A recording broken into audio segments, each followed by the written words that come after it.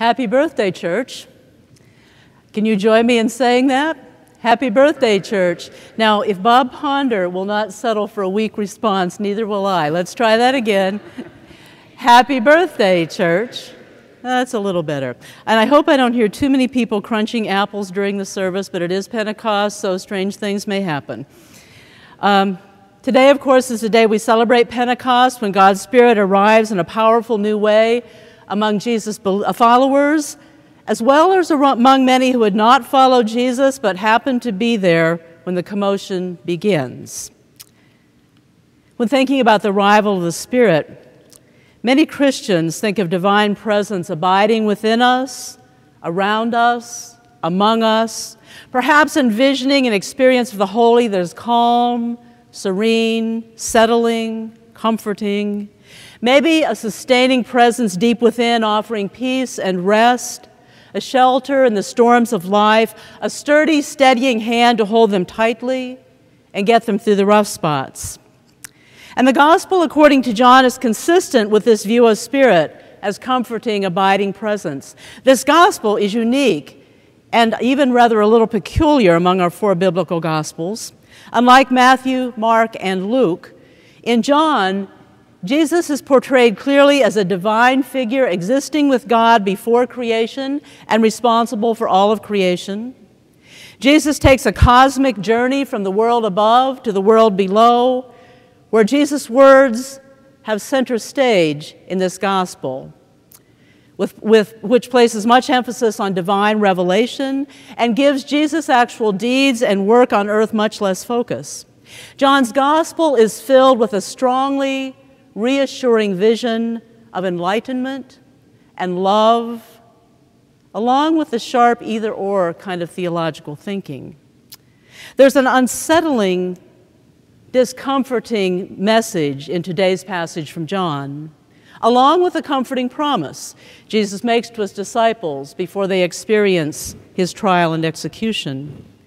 First, Jesus tells his disciples he's going to leave them, going back to the world above from whence he came. And this news fills Jesus' followers with sadness and sorrow. Then comes the message of promise and hope. The truth is, Jesus says, it is better for you that I go, because if I stay, the Paraclete will never come to you. If I go, I will send the Paraclete to you. So, first question. What is a paraclete?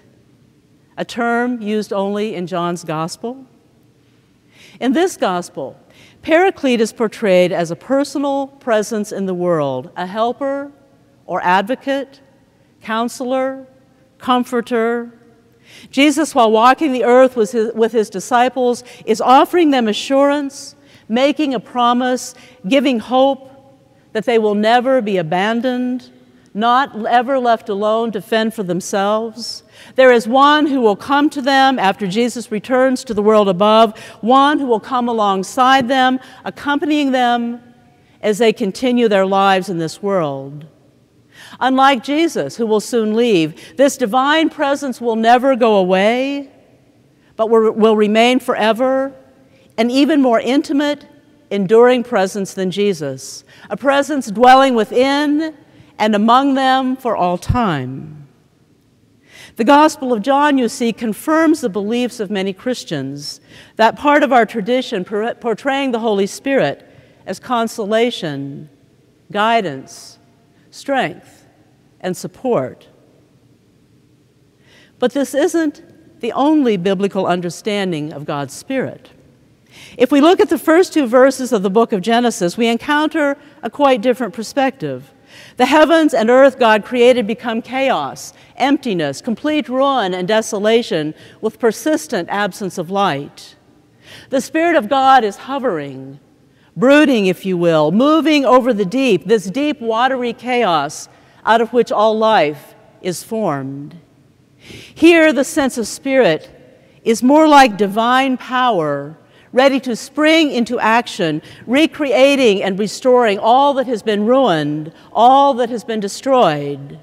The Spirit of God is moving like a mighty, forceful wind, breathing life into being. I get the sense not of an abiding, comforting presence, but of a strong, transforming force showing up to do some mighty, powerful work, creating amazing things out of chaotic ruin. This is a pretty far distance from that comforting, abiding presence in the Gospel of John, that presence dwelling within us and among us, calming our souls, abiding with us with peaceful reassurance, holding us close in quiet, restful places. But this sense of spirit as a powerful force moving in mightily to do amazing work of bringing awesome newness from devastation and chaos. Maybe more in line with the Pentecostal spirit birthing the church into being on that day of Pentecost. A violent rushing wind from heaven, noise filling the whole place, fire descending upon them, all kinds of languages suddenly surrounding them.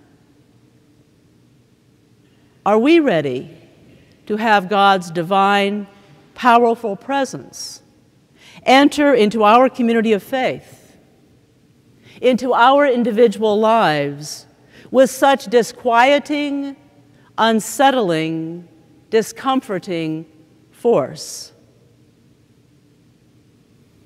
What if, right now, God's Spirit is hovering, brooding over Detroit, maybe even at the corner of 4th and 3rd?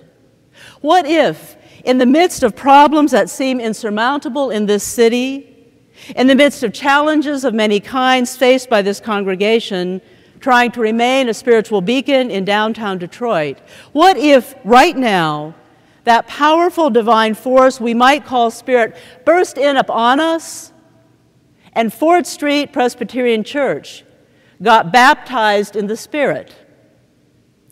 Now, I know, Presbyterian and baptized in the Spirit used in the same sentence is a huge oxymoron, a disconnect that seems impossible to bridge. The pastor must have really lost it now. And somewhere out there, that thought just flitted through someone's mind, didn't it? I know it did. What is she talking about? This is a Presbyterian church.